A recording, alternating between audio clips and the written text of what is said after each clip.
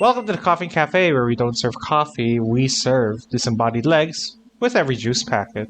I'm Z. And I'm Lisa. And this is School Mysteries, a series where we look into 7 urban mysteries straight from your own classroom. The Gakko no Nana Fushigi, or 7 School Mysteries, might be familiar if you've seen our little series. These are a collection of urban legends passed down in Japanese schools from generation to generation. Today we're looking deeper into 7 more creepy stories that haunt the halls of every schools in Japan. Do you have legs? This is what Ashiyuri Obachan will ask you, or the foot seller grandma. She's said to be seen around when classes end, carrying around a large furoshiki bag. She'll ask you that question. From her name alone, you can guess what's next. If you say you have legs, she will simply hand you a disembodied leg. Nothing more, nothing less. If you decide to lie and say you don't have any, but you do, she'll proceed to harvest your leg. I guess you'll have to ask her next client for it back, asking them, do you have legs?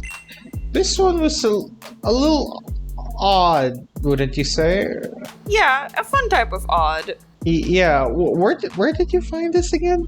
A lot of websites had this type of detail. I just found one story about it, right? And then I thought, is this a common thing? And it turns out, yeah. It's actually a little urban legend in schools. Because you know how there's they have the folks who go around with their carts selling, was it yams or something? Yeah. Yeah. So they just translated that and ooh, what if lady wasn't selling, delicious meals, but legs? At least it's not for free, I guess. Sure, economy, But why legs? Why not arms? Why not, it's such a specific story. A lot of these are very specific. Why not livers, Well, someone else is eating them, so... Yeah, it would be a good market if someone's already, already there. I guess that's true. Check out our last video on this to see who it was. There are 8 people in the library painting, right? The one hanging above the librarian's desk. I thought so. Well...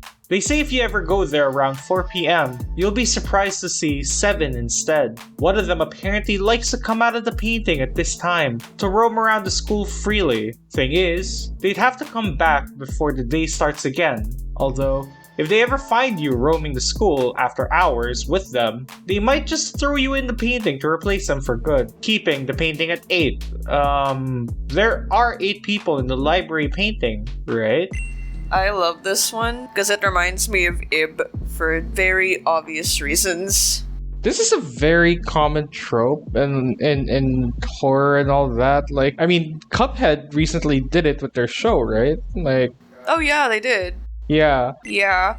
Oh, it's also the trope of the thing in the painting trying to use you to replace it, so you get stuck and then the painting roams freely. It's a common trope. I'm just wondering how it got into Japanese schools. Did you guys have a lot of paintings in your school? Because my schools didn't. It was just kind of scenery and all that. Oh, that's true. That would depend on how many paintings are all over your school, because mine didn't, so I don't know how it got. I don't think it would have gotten in my school, but there are a lot of paintings, I think, there, given that there's the whole Beethoven painting. That's true. That would mean that they have enough paintings in their school to actually have this be a little horror story. That's true. There is the Beethoven story and all that. I guess there's some merit here. It's just, I don't know, looking back when I was in school, I never saw a painting or a bust or anything like that I think about it. So, I guess my school's a little bit more modern? I'm not sure. We just didn't have a lot in our school, so... Yeah. Luckily, I guess that's fortunate for us. No paintings coming out to haunt us. Unless... I didn't write that. That was written there before I even came to class. I can't really read what's there either, but apparently the class rep stayed behind one afternoon to see the identity of the supposed prankster. Thing is, the text just started appearing on the chalkboard as if there was someone writing on it. The chalk was just moving. Before she could run, the rep apparently saw a girl with our uniform scribbling on the board through the class TV's reflection, but no one was there. No one believes her story, of course, but all I know is I didn't write that. This one is also really common outside of Japan too, because I've heard variations of it in places like the Philippines or India, but the one notable one was in Thailand, because there was an anthology series on Netflix that recently had a similar story, right? Oh yeah, like the blackboard would have like a textbook that you have to bring the class, and if you didn't have it, it would you're gonna be isekai. Oh. But yeah, this is a common story, and we found it on some websites, right? Yeah. But we also found it in this one 80s anime. Yes. Like, this story is old. Like, I cannot emphasize how old this story is. I mean, I kind of get it. Like, imagine you're being blamed by your teacher that, like, why would you vandalize this thing? Like, it probably is a common story to say, like, look, man, that wasn't me. Yeah. That was a ghost. Yeah, and normally it's some sort of ghost that was wronged either by like another student in the class or a like teacher. Or the teacher. I remember in the anime, like the teacher did something nasty to the student, right? Yeah, I think that was part of it. And then the students were also bullying her, and that's why she was mad, and then like now everyone is cursed, yeah. Yeah. Don't answer that. I know those payphones have been at the school for who knows how long, but nobody ever uses it. Why do I bring this up? Think about it. If no one ever uses it, why would someone be calling back? This happens from time to time, normally when no one's around, but they say that the person on the other side may not even be human. They might not even be from this world at all. The call is coming from the other side. Allegedly, if you do answer it, they'll ask you to join them there, reserving a call especially for you. So whatever you do,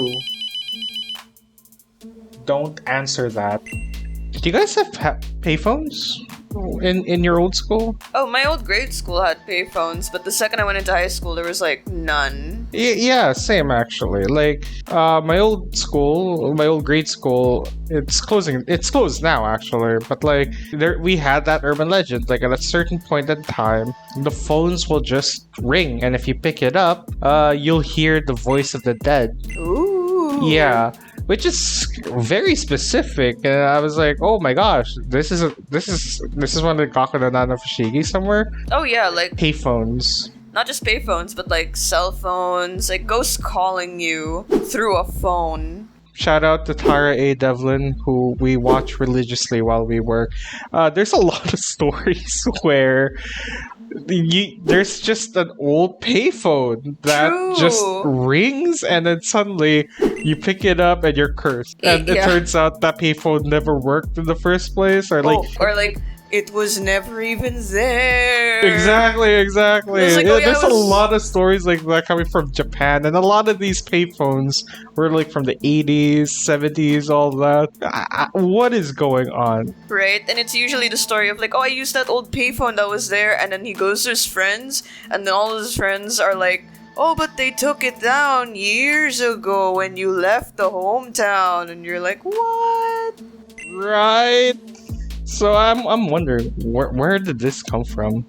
Yes. Before we continue with the next school mystery, let me take a moment to tell you about Lisa's eligible cryptid of the day. Lisa, stay on topic, please. Alright. Let me tell you about today's sponsor, World Anvil. World Anvil helps you keep track of your world, settings, characters, and plot. And with the code CoffeeNYT, you too can enjoy this at 40% off of your first year. It's also a very good way to keep track of all the eligible cryptids. Just cut back to the video already! But how else are they supposed to know about the Black Anise? Just ignore the voice. I know they're asking for toilet paper, but listen carefully. They're not asking for toilet paper. They're asking for your hair. Apparently this happened to an upperclassman not long ago. She heard the same thing and handed some. Despite this, the voice kept asking. At a certain point, her scalp started to hurt until she realized what the voice was really saying. She pushed the stall door open to see who was in there, but it was empty. All she found was her own hair stuffed into the toilet bowl, ripped straight from her scalp. That's why you should just ignore the voice.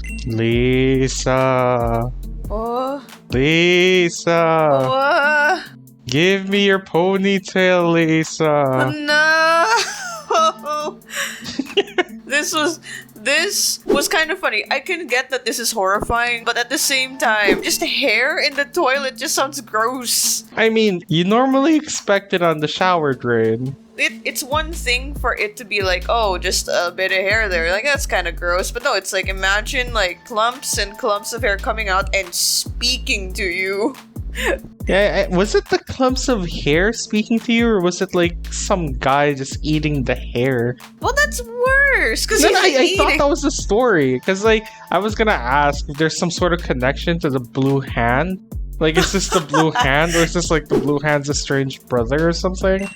I'm not sure, because like sometimes it's like, usually it's in the girls' bathroom, right? Because like all of these stories are like usually, oh, the girls' bathroom's haunted as hell. But like in some stories I've seen it's a person, in others it's just like hair coming out of a toilet, and then the hair goes psh, straight out of the toilet seat and then eats you. I actually wonder about that, because like a lot of, say, Onryo, they're depicted to have some sort of hair thing. Oh yeah, like they can grab stuff with their hair, or their hair's like super long. Yeah, or like their presence is known because hair starts popping up. Yes. What is with Japanese ghosts, yokai and such, and hair?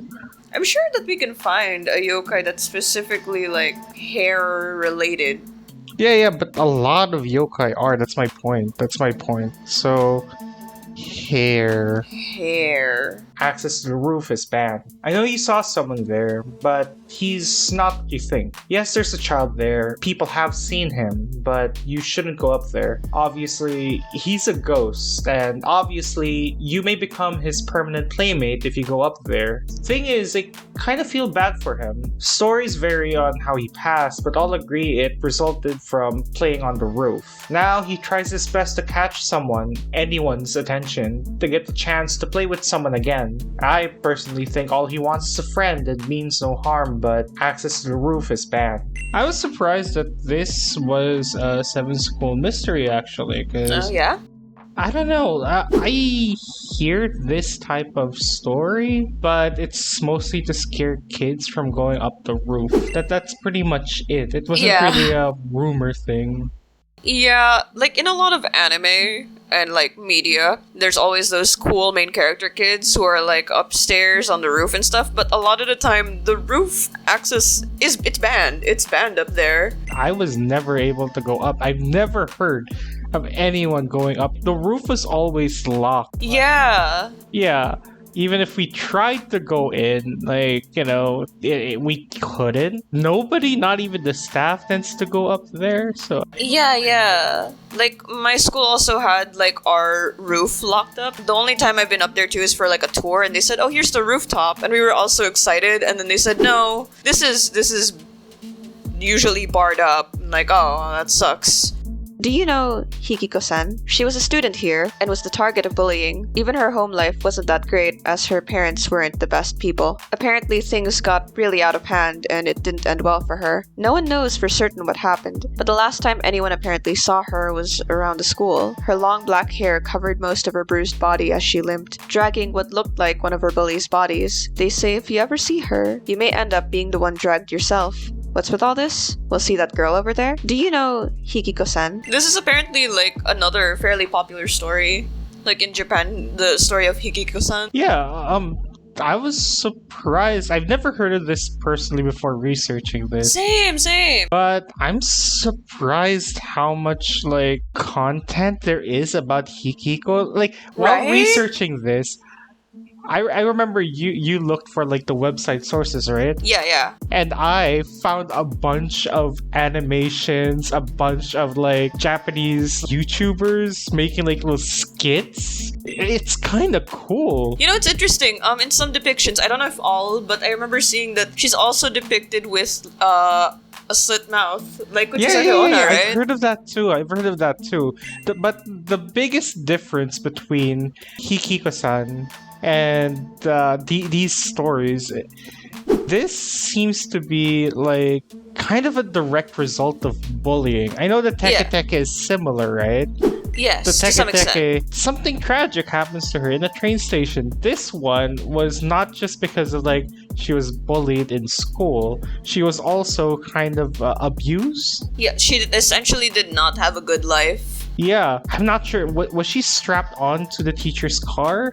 Or like, did she get stuck there? There are different versions like that involve like one or the other. But yes, that's part of it. Yeah, and like it always ends up the same way. I mean, like, you know, Hikikoverse, I guess. The But it always, like, Hikikoverse. the canon event is after that you will just see her near the school dragging a body. Oh, it's usually depicted as a bag and what looks like slabs of meat inside, No, right? here's the thing. The stories that I heard, it was a body.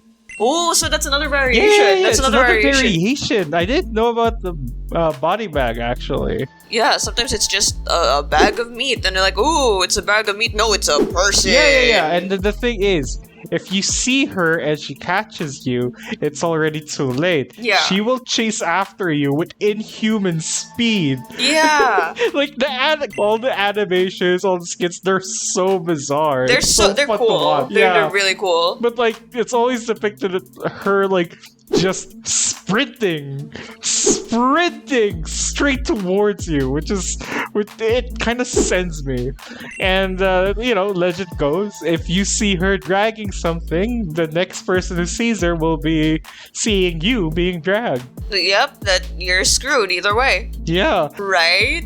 Yeah. And that was another episode of 7 School Mysteries. And if you want to see more 7 School Mysteries, check out this video right here. Thanks again to our members Butter, Shifter, and Mothman, as well as our cafe producer, Nick. We really appreciate it, and if you too would like to support us and what we do, consider joining our memberships. Thanks again for watching.